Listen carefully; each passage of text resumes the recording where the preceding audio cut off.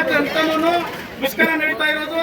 ಈ ಮುಷ್ಕರದ ಮೂಲ ಉದ್ದೇಶ ಏನಂದ್ರೆ ಕೇಂದ್ರ ಸರ್ಕಾರ ಏನು ರೈತ ವಿರೋಧಿ ಕಾರ್ಮಿಕ ವಿರೋಧಿ ಕಾಯ್ದೆಗಳನ್ನು ವಾಪಸ್ ತಗೋಬೇಕು ಅಂತ ಹೇಳಿಬಿಟ್ಟು ಇವತ್ತು ಈ ಮುಷ್ಕರವನ್ನು ನಾವು ಹಮ್ಮಿಕೊಂಡಿದ್ದೀವಿ. ಈ ಮುಷ್ಕರದಿಂದ ನಾವು ಏನು ಮುಷ್ಕರ ಇದೆಯೋ ಅದು ಕೇಂದ್ರ ಸರ್ಕಾರಕ್ಕೆ ಮುಟ್ಟಬೇಕು ಅಂತೇಳಿ ಈ ಸಂದರ್ಭದಲ್ಲಿ ಹೇಳೋದಕ್ಕೆ ಇಷ್ಟಪಡ್ತೀನಿ. ಆತ್ಮೀಯರೇ, ಏನಿಷ್ಟೊತ್ತು ಕೂಡ ರೈತರ ಪರವಾಗಿ ಏನಿವತ್ತು ಮುಷ್ಕರ ನಡೆಸೋದ್ರ ಪರವಾಗಿ ಮಾತಾಡ್ತಾ ಲಾಯರ್ ವೆಂಕಟೇಶ್ ಅವರಿಗೆ ಕಾಮ್ರೇಡ್ ಅವರಿಗೆ ಧನ್ಯವಾದ ಹೇಳ್ತಾ ಇದ್ವಿ. ಈಗ ಈ ಮುಷ್ಕರದ ಕುರಿತು ಮೆಕ್ಯಾನಿಕ್ಸ್ ದಿನ ಅವ್ರು ಮಾತಾಡ್ಬೇಕಂತ ವಿನಂತಿ ಮಾಡ್ಕೊಳ್ತೇವೆ.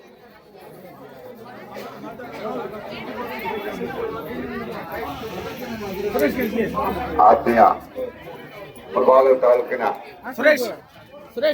ನಾಗರಿಕರು, ಅಣ್ಣ ತಮ್ಮಂದರು, ಅಕ್ಕ ತಂಗಿಯರು, ಏನಿವತ್ತು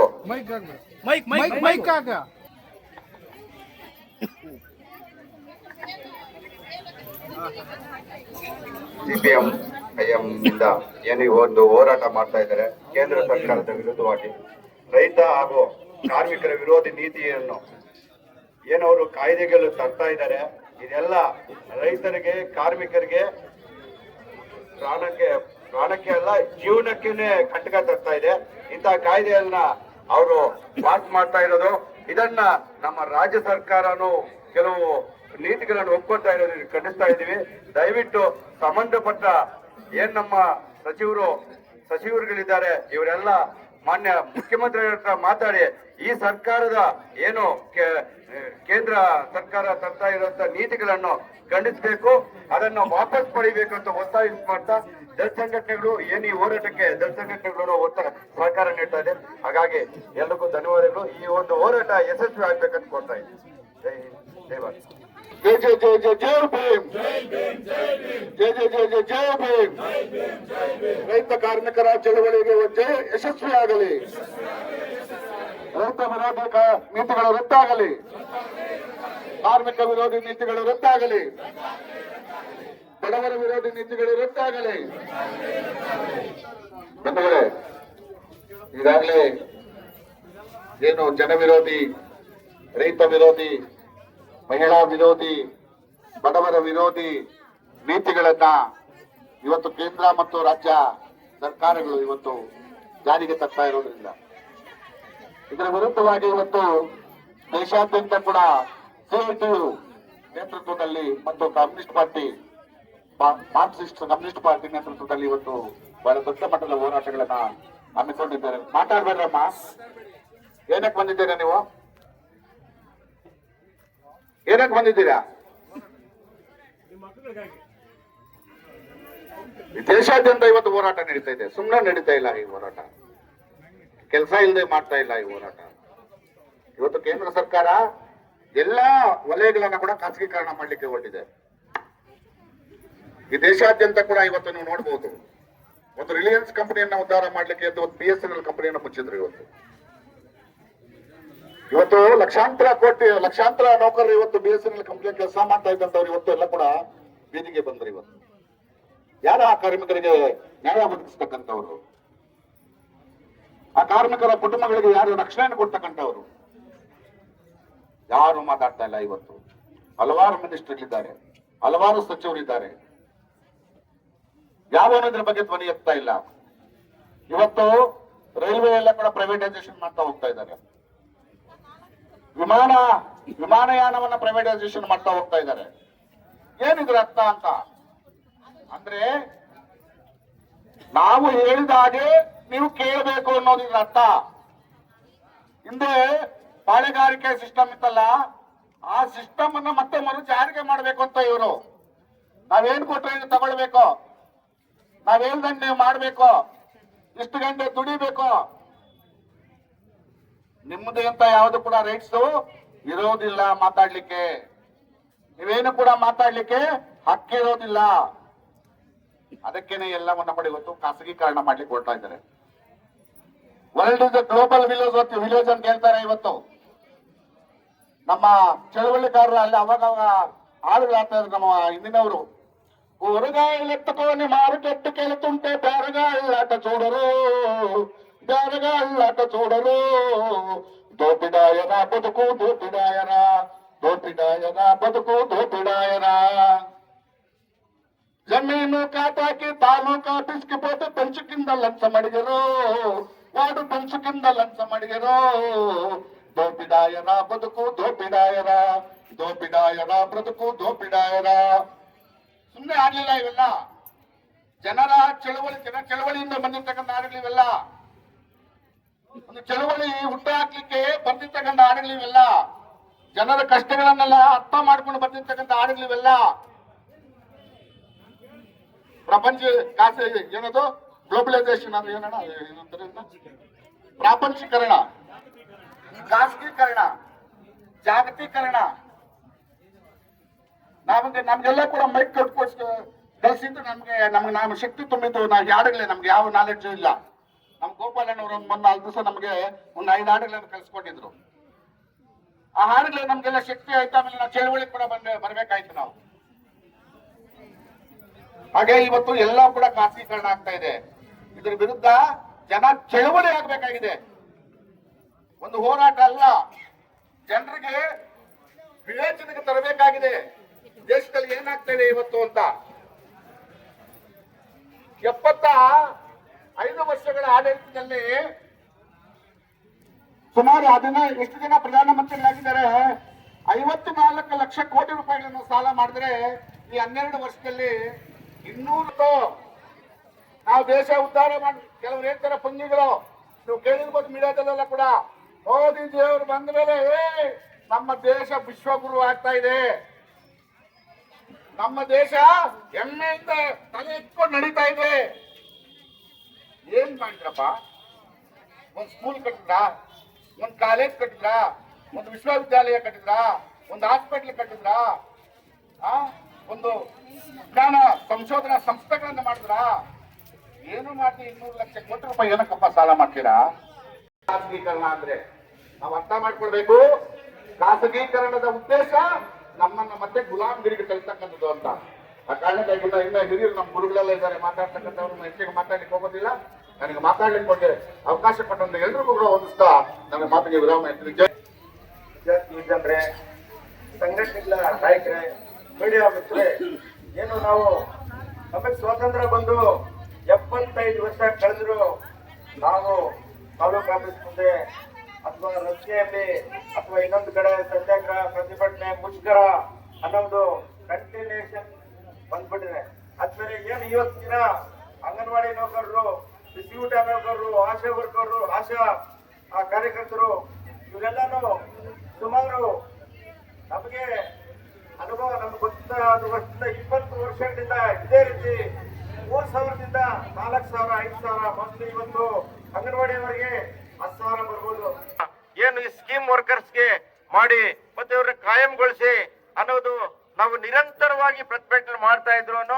ಅವರು ಏನು ನಮ್ಮ ಪ್ರತಿಭಟನೆಗೆ ಒಂದು 500 ರೂಪಾಯಿ ಇರ್ಬೋದು ಅಥವಾ 1000 ಇರ್ಬೋದು. ಆದ್ಮೇಲೆ ಯಾವ ರೀತಿ ಮೊನ್ನೆ ವಿಧಾನಸೌಧ ಅಥವಾ ವಿಧಾನ ಏನು ನಮ್ಮ ಶಾಸಕರು ಮತ್ತೆ ಪಾರ್ಲಿಮೆಂಟ್ ಅಲ್ಲಿ ನಿಮ್ಗೆಲ್ಲ ಗೊತ್ತಿದೆ, ಅವ್ರದ್ದು ಏನು ಶಾಸಕಾಂಗದಲ್ಲೇ ಏನು ಅವ್ರ ವೇತನ ಲಕ್ಷಾಂತರ ರೂಪಾಯಿ ರೈಸ್ ಮಾಡ್ಕೊಂಡಿದ್ದಾರೆ. ಅದೇ ರೀತಿ ನಮ್ಮ ತಾಲೂಕು ಶಾಸಕರು ಇರ್ಬೋದು, MP ಇರ್ಬೋದು, ಪಾರ್ಲಿಮೆಂಟ್ ಅಸೆಂಬ್ಲಿ ಯಾರಾದ್ರೂ ನಿಮ್ ಬಗ್ಗೆ ಏನಪ್ಪಾ ಈ ರೀತಿ 10,000 ಬರ್ತಾ ಇದೆ, ಅವ್ರಿಗೆ ಯಾವ ರೀತಿ ಬದುಕುವಂತ ಯಾವುದೇ ಶಾಸಕರು, ಯಾವುದೇ ಅಥವಾ MP ರವರು ನಿಮ್ ಬಗ್ಗೆ ಗ್ರಾಮ ಪಂಚಾಯತಿ ನೌಕರರು ಇರ್ಬೋದು ಅಥವಾ ಅಂಗನವಾಡಿ ಇರ್ಬೋದು ಅಥವಾ ನರಸಾಪುರ ಇಂಡಸ್ಟ್ರಿಯಲ್ ಏರಿಯಾ ಇರ್ಬೋದು, ಈ ಕಡೆ ಏನು ಇವರೆಲ್ಲ ಸೇರಿನು 15-14 ರೂಪಾಯಿ ವೇತನದಲ್ಲಿ ದುಡ್ತಾರೆ. ಎಂತವ್ರು ಅದನ್ನು MA ಲಾಯರ್ಸು, PhDಗಳು, ಒಳ್ಳೆ ಪದವೀಧರರೇ ಯಾವ ರೀತಿ ಜೀವನ ಮಾಡೋದು, ಇದ್ರ ಬಗ್ಗೆ ನಾವು ಸಂಘಟನಾಕಾರರು ಇಡೀ ಅಖಿಲ ಭಾರತ ಮಟ್ಟದಲ್ಲಿ ಇವತ್ತಿನ ಮುಷ್ಕರ ಮಾಡ್ತಿದ್ದಾರೆ. ಅದೇ ರೀತಿ ಎಲ್ಲೋ ಪಾರ್ಲಿಮೆಂಟ್ ಅಸೆಂಬ್ಲಿಯಲ್ಲಿ ಯಾರು ಮಾತಾಡೋಕೆ ದಮ್ಮಿಲ್ಲ, ಯಾರು ಮಾತಾಡ್ತಾ ಆದ್ಮೇಲೆ. ಅದರಿಂದ ನಾವು ಈ ಮುಷ್ಕರವನ್ನು ಅಖಿಲ ಭಾರತ ಮಟ್ಟದಲ್ಲಿ ನಮ್ಮ ಎಲ್ಲಾ ಸಂಘಟನೆಗಳು ಮಾಡ್ತಾ ಇದ್ದೀವಿ. ಅದೇ ರೀತಿ ನಿಮಗೆ ಏನು ಈ ಮುಷ್ಕರದ ಮುಖಾಂತರ ಅಂಗನವಾಡಿನವರಿಗೆ ಕನಿಷ್ಠ ವೇತನ 36,000 ಜಾಸ್ತಿ ಆಗ್ಬೇಕು. ಅದೇ ರೀತಿ ಗ್ರಾಮ ಪಂಚಾಯತ್ ನೌಕರಿಗೆ ಏನು ಅವ್ರಿಗೂ ಕನಿಷ್ಠ ವೇತನ ಅಥವಾ ನೇಮಕಾತಿ ಪರ್ಮನೆಂಟ್ ಮಾಡಬೇಕು. ಆಶಾ ವರ್ಕರ್ಸು ಮತ್ತೆ ಬಿಸಿಯೂಟ ಇವ್ರಿಗೂ ನೇಮಕಾತಿ ಮತ್ತು ಏನು ವೇತನ ಜಾಸ್ತಿ ಆಗ್ಬೇಕು ಅಂತ ನಾವು ಕೇಂದ್ರ ಸರ್ಕಾರದ ಮೇಲೆ ಒತ್ತಡ ಮಾಡ್ತಾ, ಅದೇ ರೀತಿ ಸ್ಥಳೀಯ ಸಮಸ್ಯೆಗಳಾದ ಕೋಲಾರ ಮತ್ತು ಮುಳಬಾಗಿಲಲ್ಲಿ ಏನು ಬಲವಂತ ಅರಣ್ಯ ಒತ್ತುವರಿ ಏನಿದೆ ಅರಣ್ಯಾಧಿಕಾರಿ ದೌರ್ಜನ್ಯವಾಗಿ ರೈತರ ಮೇಲೆ ದೌರ್ಜನ್ಯ ಮಾಡ್ತಾ ಇದ್ದಾರೆ.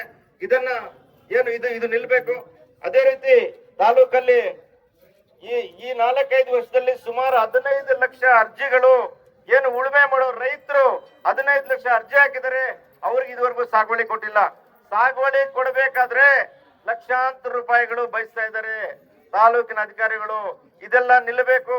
ಅದೇ ರೀತಿ ಉಳುವವನಿಗೆ ಏನು ಈಗ 14,000 ಏನಿದೆಯೋ ಅದು ಬೇರೆ ರದ್ದು ಮಾಡ್ಬಿಡ್ತೀವಿ. ನಮ್ಮಲ್ಲಿ ಭೂಮಿ ಲಭ್ಯವಿಲ್ಲ ಭೂಮಿ ಅಂತ ಅದನ್ನ ಏನ್ 14,000 ರದ್ದು ಮಾಡಿದಾರೋ ಅದನ್ನು ಪುನಃ ಸೇರಿಸ್ಕೊಂಡು ಎಲ್ಲಾ ರೈತರಿಗೂ ಸಾಗುವಳಿ ಕೊಡ್ಬೇಕು. ಮತ್ತೆ ಏನು ಪೋಡಿ ಸರ್ಕಾರ ಕೃಷ್ಣ ಬೈರೇಗೌಡ ಏನು ಕಾಂಗ್ರೆಸ್ ಸರ್ಕಾರ ಇರ್ಬೋದು ಯಾರೇ ಇರ್ಬೋದು, ಆ ಕೃಷ್ಣ ಬೈರೇಗೌಡ ಒಬ್ಬರು ಬಿಟ್ರೆ ಇಡೀ ಕರ್ನಾಟಕ ರಾಜ್ಯದಲ್ಲಿ ರೈತರ ಬಗ್ಗೆ ರೈತರ ಸಮಸ್ಯೆಗಳ ಬಗ್ಗೆ ಭೂಮಿ ಬಗ್ಗೆ ಮಾತಾಡೋರಿಲ್ಲ. ಅವ್ರು ಏನ್ ಹೇಳಿದ್ರು ಇಲ್ಲೂ ಅಯ್ಯೋ ಬಿಡಪ್ಪ ಅದು ಪೇಪರ್ ಅಲ್ಲಿ ಇರುತ್ತೆ ಕೃಷ್ಣ ಬೈರೇಗೌಡ ಇಲ್ಲೇನಾಗುತ್ತೆ ನಮ್ಮ ಬಡ್ಡಿದ್ದಾರೆ. ಅದನ್ನು ಪೋಡಿಗಳು ತುಂಬಾ ಮಂದಗತಿಯಲ್ಲಿ ಪೋಡಿಗಳು ಸಹ ಲಕ್ಷಾಂತರ ರೂಪಾಯಿ ಖರ್ಚು ಮಾಡೋ ಪರಿಸ್ಥಿತಿ ತಮ್ಗೆಲ್ರಿಗೂ ಗೊತ್ತಿದೆ. ಆದ್ರೆ ಇಲ್ಲಿ ಬರುವ ಎಲ್ಲಾ ರಿಯಲ್ ಎಸ್ಟೇಟ್ ಮಾಫಿಯಾಗಳು ಬರ್ತಾರೆ, ಅವ್ರ ಕೆಲಸ ಅವ್ರು ಮಾಡಿಸ್ಕೊಂಡು ಹೋಗ್ತಾರೆ. ಬೇರೆ ಬೇರೆ ಪಕ್ಷದ ನಾಯಕರು ಬರ್ತಾರೆ, ಒಳಗ್ ಕೂತ್ಕೊಳ್ತಾರೆ, ಮಾಡಿಸ್ಕೊಂಡು ಹೋಗ್ತಾರೆ. ಕಾಮನ್ ರೈತರು ಜಾಸ್ತಿ ಇಲ್ಲಿ ಕೆಲಸ ಆಗ್ತಾ ಇಲ್ಲ ಆಗ್ತಾರೆ. ಅದಕ್ಕೆ ಮುಂದೊಂದಿನ ದಿನ ಇದು ಕೇಂದ್ರ ಸರ್ಕಾರದ ಮುಷ್ಕರ, ಅದನ್ನ ಸ್ಥಳೀಯ ಸಮಸ್ಯೆಗಳು ಜಾಸ್ತಿ ಮಾತಾಡಕ್ ಆಗ್ತಿಲ್ಲ.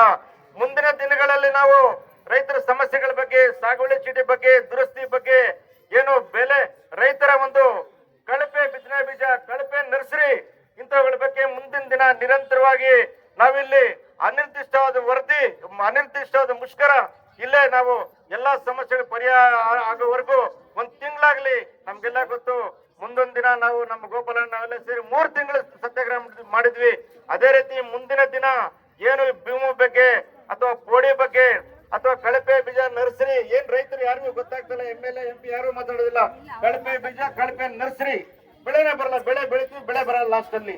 ಇಂಥದ್ ವಿರುದ್ಧ ಇನ್ನೊಂದ್ ದಿನ ನಾವು ಇದೇ ತಾಲೂಕು ಕಚೇರಿ ಮುಂದೆ ನಮ್ಮ ಏನು ಇಲ್ಲಿ ಏನ್ ಸೇರಿದ್ದೀವಿ ನಮ್ಮ ದಲಿತ ಸಂಘಟನೆಗಳು, ಹಸಿರು ಸೇನೆಯವರು, ಇನ್ನು ಎಲ್ಲರ ನೇತೃತ್ವದಲ್ಲಿ ನಾವು ಮುಂದಿನ ದಿನ ಇಲ್ಲಿ CPM ನೇತೃತ್ವ ಹೋರಾಟ ಹಮ್ಮಿಕೊಳ್ತೀವಿ ಅಂತ ಹೇಳ್ಬಿಟ್ಟು ಇಷ್ಟು ಮಾತಾಡಕ್ಕೆ ನನ್ಗೆ ಅವಕಾಶ ಸರ್ಕಾರಗಳು ಮತ್ತು ಕೇಂದ್ರ ಸರ್ಕಾರ ಜಾರಿ ತಂದಿರ್ತಕ್ಕಂಥ ನೀತಿಗಳಿಂದ ನಮ್ಗೆ ಭಾರಿ ತೊಂದರೆ ಆಗ್ತಾ ಇದ್ದು.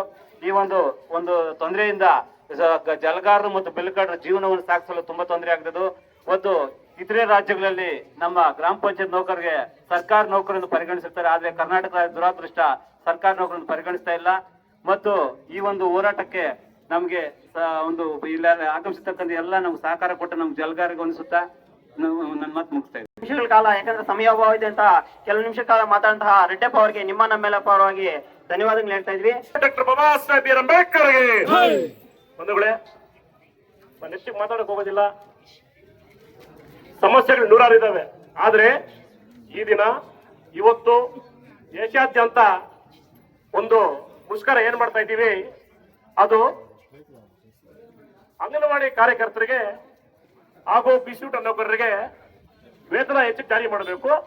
ಅದರೊಟ್ಟಿಗೆ ತಮ್ಮ ಒಂದು ಏನು ಡೈಲಿ ವೇಜ್ ದಿನಗೂಲಿ ನೌಕರರ ಕೆಲಸ ಮಾಡ್ತಾ ಇದ್ದೀರಿ ಅವ್ರನ್ನ ಕಾಯಂ ಮಾಡಬೇಕು ಅನ್ನೋದೊಂದು ವಿಚಾರ. ನಿಮ್ಗೆ ಚಿಕ್ಕದಾಗಿ ಒಂದು ವಿಚಾರ ಹೇಳ್ತೀನಿ, ತಾವು ಕೇಳಿ ತಿಳ್ಕೋಬಹುದು.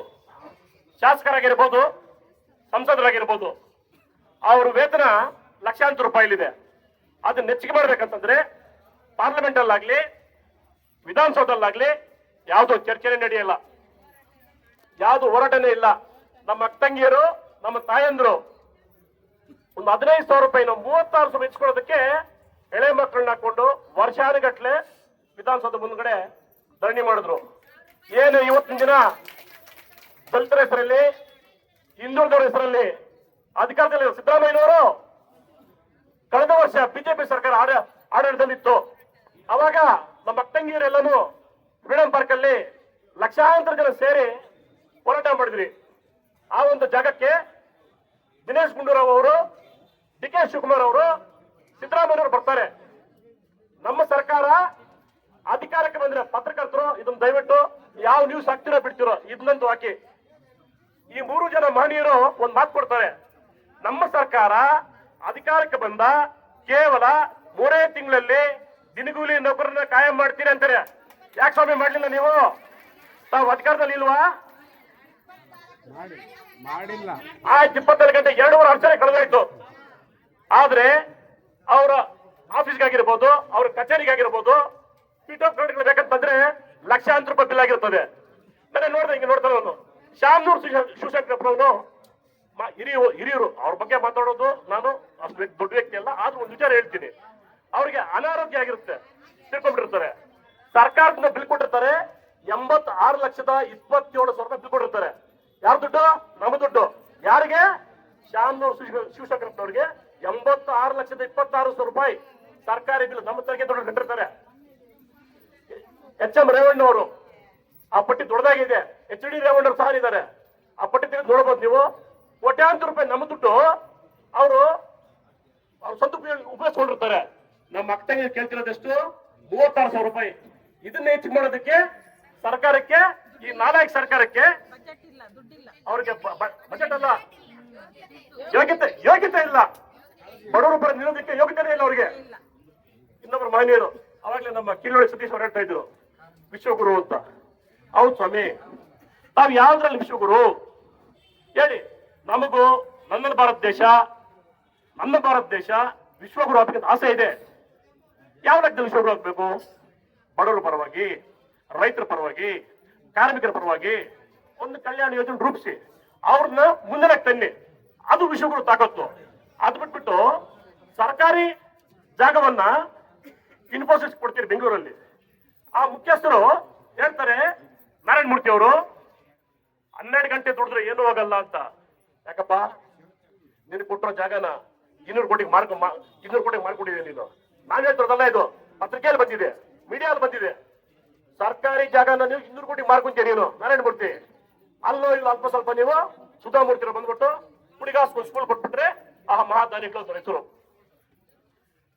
ಅದೇ ನಮ್ಮ ನರೇಂದ್ರ ಮೋದಿ ಸಾಹೇಬರು ಇನ್ನೊಂದು ಹೇಳ್ತಾರೆ, ಏನದು?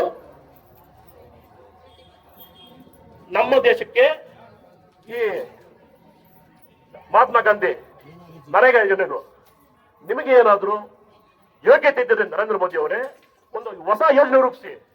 ಯಾರೋ ಹುಟ್ಟಾಕಿದ ಮಗುಗೆ ನೀವೇನ್ರಿ ಹೆಸರು ಬದಲಾವಣೆ ಮಾಡೋದು? ಏನದು? ವಿಬಿಜಿ ರಾಮ್ಜಿ ಅಂತೆ. ಏನು ವಿಬಿಜಿ ರಾಮ್ಜಿ ಅಂದ್ರೆ? ವಿಕಸಿತ ಭಾರತ್ ರೋಜ್ಗಾರ್ ಆಜೀವಕ ಗ್ಯಾರಂಟಿ ಸ್ಕೀಮ್ ಅಂತೆ. ಆಜೀವಕ ಅಂದ್ರೆ ಏನ್ ಗೊತ್ತಾ ನಮಗೆ? 6ನೇ ಶತಮಾನದಲ್ಲಿ ಮಹಾವೀರ ಕಾಲದಲ್ಲಿ ಭಿಕ್ಷಾಟನೆ ಮಾಡ್ತಾ ಇದ್ರು, ಅವ್ರನ್ನ ಆಜೀವಕರು ಅಂತ ಇದ್ರು. ಅಲ್ಲಿಂದ ಭಿಕ್ಷಾಟನೆ, ಕೂಲಿ ಕಾರ್ಮಿಕರು ಭಿಕ್ಷಾಟನೆಗಾರರ ತಮ್ಮ ಒಂದು ಎಲ್ಲಾ ನಾಯಕರು ಮಾತಾಡ್ತೀರಿ ಚುನಾವಣೆಗಳಲ್ಲಿ. ಅದಕ್ಕೆ ಹೇಳೋದು, ಧರ್ಮದ ಹೆಸರಲ್ಲಿ ತಮ್ಮ ಮತ ಮಾಡ್ಕೋಬೇಡ್ರಿ. ನಮ್ಮ ಪರವಾಗಿ ಯಾರು ನಿಲ್ತಾರೆ, ಯಾವ್ದೋ ಪಕ್ಷ ಆಗಿರ್ಬೋದು, ನಮ್ಮ ಪರವಾಗಿ, ಬಡವರ ಪರವಾಗಿ, ರೈತರ ಪರವಾಗಿ ಯಾವ ನಾಯಕ ನಿಲ್ತಾನೆ, ಅದು ಯಾವುದೇ ಪಕ್ಷ ಆಗಿರ್ಬೋದು, ಆ ಪಕ್ಷಕ್ಕೆ ಮತ ಕೊಡ್ಬೇಕು ನಾವು. ಅದಾದ್ಮೇಲೆ ಈಗ ಸಬ್ಜೆಕ್ಟ್ ದೊಡ್ಡದಾಗಿ ಇದಾವಾಗ ಶಂಕರ್ ಹೇಳ್ತಾ ಇದ್ರು. ಗೋಮಾಳ ಮುಳಬಾಗಲ್ ತಾಲೂಕಿನಲ್ಲಿ 106 ಎಕರೆ ಗೋಮಾಳ ಇದೆ. ಆ ಗೋಮಾಳ ತಾಲೂಕು ಆಡಳಿತ, ಜಿಲ್ಲಾಡಳಿತ ಯಾರಿಗೆ ಮಂಜೂರು ಮಾಡಬೇಕು? ಇಲ್ಲಿರೋ ಬಡವರಿಗೆ ಮಂಜೂರು ಮಾಡಬೇಕು. ಇಲ್ಲಿ ಏನಾಗ್ತದೆ, ದೇವರಸಂದ್ರ ಪಂಚಾಯತಿಯಲ್ಲಿ ಎಲ್ಲಾ ದಾಖಲೆಗಳಿದೆ. ಅದ್ರ ಬಗ್ಗೆ ಮೊನ್ನೆ ತಹಸೀಲ್ದಾರ್ ಅವ್ರು ಕೇಳಿಸ್ಕೋಬೇಕು ಈ ವಿಚಾರನ. ತಾವು ಗಾರ್ಡನ್ ಇಲ್ಲದೆ ವಿದ್ಯೆಯಲ್ಲಿದ್ರು ತಮ್ಮ ಕಿವಿ ಈ ಕಡೆ ಕೊಟ್ಟು ಕೇಳಿಸ್ಕೋಬೇಕು. ಯಾರ್ಯಾರು ಶಾಮೀಲಾಗಿದ್ದಾರೆ, ಎಷ್ಟು ಕೋಟ್ಯಾಂತರ ರೂಪಾಯಿಗೆ ಡೀಲ್ ಆಗಿದೆ, ಎಲ್ಲಾ ದಾಖಲೆಗಳಿದೆ. ಮುಂದಿನ ದಿನದಲ್ಲಿ ಆ ವಿಚಾರ ಇಲ್ಲೇ ನಾವು ಮಾತಾಡ್ತೀರಿ, ಸ್ಟ್ರೈಕು ಮಾಡ್ತೀರಿ. ಈ ಒಂದು ಕಾರ್ಯಕ್ರಮ ಇರೋದು ನಮ್ಮ ಅಕ್ಕ ತಂಗಿರ ಪರವಾಗಿ. ಹಾಗಾಗಿ ನಮ್ಮ ಅಕ್ಕ ತಂಗಿರ ಹೋರಾಟ ಏನಿದೆ, ಅವ್ರ ಹೋರಾಟಕ್ಕೆ ಒಂದು ಜಯ ಸಿಗ್ಲಿ. ಈ ಕಂಚಿನ ಕಿವಿ NHR ಸರ್ಕಾರಗಳು, ಅದು ಕೇಂದ್ರ ಆಗಿರ್ಬೋದು, ರಾಜ್ಯ ಆಗಿರ್ಬೋದು, ಎರಡೂ ಸರ್ಕಾರಗಳು ಈಗಲಾದ್ರೂ ನಿಮ್ಗೇನಾದ್ರೂ ಮಾನ ಮರ್ಯಾದೆ ಇದ್ರೆ ನಮ್ಮ ಅಕ್ಕ ತಂಗಿರನ್ನ ಕಾಯಂ ಮಾಡ್ರಪ್ಪ. ಇದೇ ನನ್ನ ಬೇಡಿಕೆ. ಜೈ ಹಿಂದ್, ಜೈ ಭಾರತ್. ಕಾರ್ಯಕರ್ತ ಕಾಯ ಮಾಡಲೇಬೇಕು. ಗ್ರಾಮ ಪಂಚಾಯತ್ ನೌಕರನ ಕಾಯ ಮಾಡಲೇಬೇಕು. ಈ ದಿನ ಇಡೀ ಭಾರತ ದೇಶದಲ್ಲಿ ಕಾಶ್ಮೀರದಿಂದ ಕನ್ಯಾಕುಮಾರಿವರೆಗೂ ಇಡೀ ದೇಶಾದ್ಯಂತ ಅಖಿಲ ಭಾರತ ಮುಷ್ಕರವನ್ನು ಹಮ್ಮಿಕೊಂಡಿದ್ದೀವಿ. ಉದ್ದೇಶ ನಿಮಗೆಲ್ಲರಿಗೂ ಗೊತ್ತಿದೆ. ಆದರೆ ಇವತ್ತು ಕೇಂದ್ರ ಸರ್ಕಾರ ನಮ್ಮನ್ನೆಲ್ಲ ಬೀದಿ ಪಾಲು ಮಾಡಿ ಇವತ್ತು ನಮಗೆ ಕೇಂದ್ರ ಸರ್ಕಾರ ಸರಿಯಾಗೂ ಕೂಡ ಸ್ಪಂದಿಸ್ತಾ ಇಲ್ಲ. ಕೃಷಿ ಕಾಯ್ದೆಗಳಾಗಿರ್ಬೋದು, ಕಾರ್ಮಿಕರ ಕಾಯ್ದೆ ಆಗಿರ್ಬೋದು, ಅಂಗನವಾಡಿ ಎಲ್ಲಾ ಸಮಸ್ಯೆಗಳು ಕೇಂದ್ರ ಸರ್ಕಾರ ಸ್ಪಂದಿಸ್ತಾ ಇಲ್ಲ. ಇತ್ತೀಚೆಗೆ ನಿಮಗೆ ಗೊತ್ತಿದೆ, ಇದೇ ಅಂಗನವಾಡಿ ಕಾರ್ಯಕರ್ತರು ಬೆಂಗಳೂರಿನ ಫ್ರೀಡಂ ಪಾರ್ಕ್ ಅಲ್ಲಿ ಸ್ಟ್ರೈಕ್ ಮಾಡುವಾಗ ಇದೇ ಕೇಂದ್ರ ಸರ್ಕಾರದ ಕುಮಾರಸ್ವಾಮಿ ನೇತೃತ್ವದಲ್ಲಿ ನಮ್ಮ ನಾಯಕರು ಡೆಲ್ಲಿಯಲ್ಲಿ ಮಾತಾಡುವಾಗ ನಿಮ್ಮ ಡಿಮ್ಯಾಂಡ್ಸ್ ಏನಿದೆಯೋ ಆ ಡಿಮ್ಯಾಂಡ್ಸ್ ಅನ್ನ ಸಂಸತ್ ಭವನದಲ್ಲಿ ಚರ್ಚೆ ಮಾಡ್ತೀನಿ ಅಂತ ಹೇಳಿದ್ರು. ಆದ್ರೆ ನೀವು ನೋಡ್ತಾ ಇದ್ರಿ, ಸಂಸತ್ ಭವನದಲ್ಲಿ ಯಾವ ಕಾರ್ಮಿಕರ ಯಾವ ಅಂಗನವಾಡಿಯವರ ಬಗ್ಗೆ ಚರ್ಚೆ ಮಾಡಿಲ್ಲ. ಒಂದು, ಅದ್ರ ಜೊತೆಗೆ ಕೇಂದ್ರ ಸರ್ಕಾರ 4 ಲೇಬರ್ ಕೋಡ್ ಅನ್ನು ಜಾರಿ ಮಾಡಿದೆ. ಅದನ್ನ ರದ್ದು ಮಾಡಬೇಕು ಅಂತ ಹೋರಾಟ ಮಾಡಿದೀವಿ. ಇವತ್ತು ಕರ್ನಾಟಕ ರಾಜ್ಯ ಸರ್ಕಾರ, ಸಿದ್ದರಾಮಯ್ಯ ಸರ್ಕಾರಕ್ಕೆ ಮನವಿ ಮಾಡ್ತಾ ಇದೀವಿ, ಆ ಲೇಬರ್ ಕೋಡ್ಗಳನ್ನ ನಿಮ್ಮ ಸರ್ಕಾರ ತಿರಸ್ಕಾರ ಮಾಡಬೇಕು ಅಂತ ಒಂದು ಡಿಮ್ಯಾಂಡ್ ಇದೆ, ಅದನ್ನ ಮಾಡಬೇಕು. ಆದ್ರೆ ಇವತ್ತು ದೇಶದಲ್ಲಿ ಭಾರತದ ಗೌರವಾನ್ವಿತ ಪ್ರಧಾನಮಂತ್ರಿಗಳ ನರೇಂದ್ರ ಮೋದಿ ಸಾಹೇಬರು ಅಧಿಕಾರಕ್ಕೆ ಬಂದ ಮೇಲೆ ಈ ದೇಶದಲ್ಲಿ ಪ್ರತಿಯೊಬ್ಬ ಯುವಕರಿಗೆ 1 ವರ್ಷಕ್ಕೆ 2 ಕೋಟಿ ಸೃಷ್ಟಿ ಮಾಡ್ತೀನಿ, ನೀವು ತಲೆ ಕೆಡಿಸ್ಕೋಬೇಡಿ ಅಂತ ಹೇಳಿದ್ರು. ಇದೇ ದೇಶದಲ್ಲಿ ಫಾರಿನ್ ನಲ್ಲಿ ಬ್ಲಾಕ್ ಮನಿ ಇದೆ, ಲಕ್ಷಾಂತರ ಬ್ಲಾಕ್ ಮನಿ ಫಾರಿನ್ ನಲ್ಲಿ ಇದೆ. ಅದನ್ನು ತಂದು ಪ್ರತಿಯೊಬ್ಬರ ಭಾರತ ದೇಶದ ಖಾತೆಗೆ ಪ್ರತಿಯೊಬ್ಬ ವ್ಯಕ್ತಿಗೆ 15 ಲಕ್ಷ ಹಾಕ್ತೀನಿ ಅಂತ ಹೇಳಿದ್ರು. ಇದೇ ದೇಶದ ಪ್ರಧಾನಮಂತ್ರಿಗಳು ದೇಶದಲ್ಲಿ ದಿಲ್ಲಿಯ ಸಂಘಿ ಬಾರ್ಡರ್ ಅಲ್ಲಿ ದೊಡ್ಡ ಮಟ್ಟ ರೀತಿ ರಾಜಸ್ಥಾನ, ಇಡೀ ಭಾರತ ದೇಶದ ರೈತರು ಕೃಷಿ ಕಾಯ್ದೆಗಳನ್ನ ವಾಪಸ್ ಪಡಿಬೇಕು ಅಂತ ಸಾವಿರಾರು ಸಂಖ್ಯೆಯಲ್ಲಿ ಅವರ ಪ್ರಾಣವನ್ನ ತ್ಯಾಗ ಮಾಡಿದ್ರು. ಅಲ್ಲಿನ ಚಳಿಗೆ, ಅಲ್ಲಿನ ಕ್ಲೈಮೇಟ್ಗೆ ಸಾವಿರಾರು ಜನ ನಮ್ಮ ರೈತರು ತೀರ್ಕೊಂಡ್ರು. ಆದ್ರೆ ದೇಶದ ಪ್ರಧಾನಮಂತ್ರಿಗಳು ನಾವು ಮುಂದಿನ ದಿನಗಳಲ್ಲಿ ಸಂಸತ್ ಭವನ ಚರ್ಚೆ ಮಾಡಿ ಕೃಷಿ ಕಾಯ್ದೆಗಳನ್ನ ವಾಪಸ್ ತಕೊಂತೀವಿ ಅಂತ ಹೇಳಿದ್ರು. ಆದ್ರೆ ಭಾರತದ ದೇಶದ ಪ್ರಧಾನಮಂತ್ರಿಗಳು ಮಾತಾಡಿರೋದು ಕೇವಲ ಅವರು ಮಾತಾಡಿದ ಯಾವುದೂ ಮಾಡಿಲ್ಲ. ಇಡೀ ದೇಶವನ್ನ, ಇಡೀ ಕಾರ್ಪೊರೇಟ್ ಕಂಪನಿಗಳನ್ನ, ಇಡೀ ಕಾರ್ಮಿಕರನ್ನ ಇವತ್ತು ಕಂಪನಿಗಳನ್ನ ಖಾಸಗೀಕರಣ ಮಾಡಿ ಟಾಟಾ ಬಿರ್ಲಾ ಅಂಬಾನಿಗೆ ಇವತ್ತು ಮಾರಾಟ ಮಾಡಿದ ನಮ್ಮ ದೇಶವನ್ನ ನಾಚಿಕೆ ಆಗಬೇಕು ಪ್ರಧಾನಮಂತ್ರಿಗಳಿಗೆ.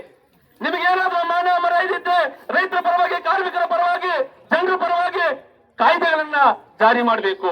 ನೀವು ಕಾರ್ಪೊರೇಟ್ ಕಂಪನಿಗಳ ಪರವಾಗಿ ಜಾರಿ ಮಾಡ್ತಿದ್ರಿ. ಯಾಕೆ ನಮ್ಮ ಪ್ರಶ್ನೆ? ಯಾಕೆ ಅಂದ್ರೆ ಚುನಾವಣೆಗಳು ಬರುವ ಸಂದರ್ಭದಲ್ಲಿ ಇದೇ ಟಾಟಾ ಬಿರ್ಲಾ, ಇದೇ ಮುಖೇಶ್ ಅಂಬಾನಿ ಇವರಿಗೆ ಚುನಾವಣೆ ಖರ್ಚು ಮಾಡಕ್ಕೆ ಹಣ ಕೊಡೋದು ಕಾರ್ಪೊರೇಟ್ ಕಂಪನಿಗಳ ಮಾಲೀಕರು. ನಿಮ್ಗೆ ಗೊತ್ತಿರಲಿ,